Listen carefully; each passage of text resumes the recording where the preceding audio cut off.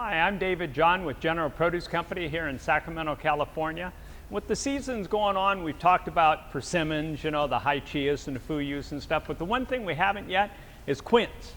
Now, most of you probably have walked by these or seen them around and not really known what to do with them. They kind of look like this funny apple or pear to you, and they're definitely hard. They got an outside almost like a winter hard squash to them. There's not something you can just bite into, but it's a beautiful piece of fruit, and it's an experience you don't want to miss. This is something that's very common with the holiday time. We have the locals in. They're not available year-round. The ones that you'll find later in the season, especially after January, are going to be imported from Mexico. So you want to try something now while we have them coming out of the valley, and even right here in Sacramento.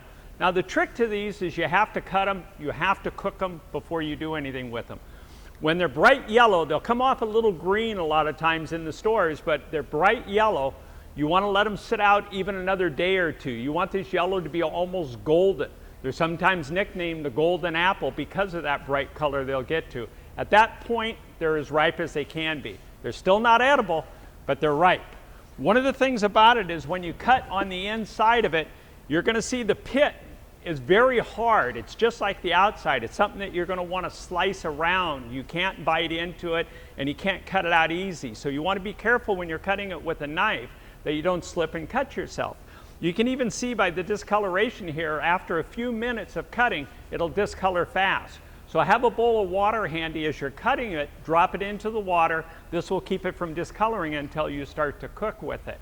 But what you want to do is slice it in half, core it, and then start slicing it up to be able to cook it. There's a couple tricks that you can do with this other than just making a sauce or something. One of them is after you cook it a little bit, you can slice it up and put it in with your apple pies. Maybe 1/3 to 2/3 adds a little different sweetness to the pie and a little almost tart sweet that beautifully changes it. The aroma that comes off the quince is phenomenal. It's something that's really, really nice, so it really sets a good aroma off the pie.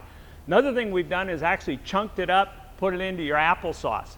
So for the holiday applesauce, you can give it a little different taste to it. But one of the favorite things to do with this is simple.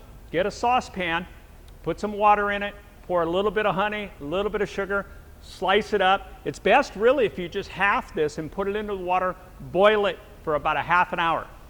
When you pull off that juice, the flavor and the sweetness that's come out of the quince into that makes a beautiful hot toddy.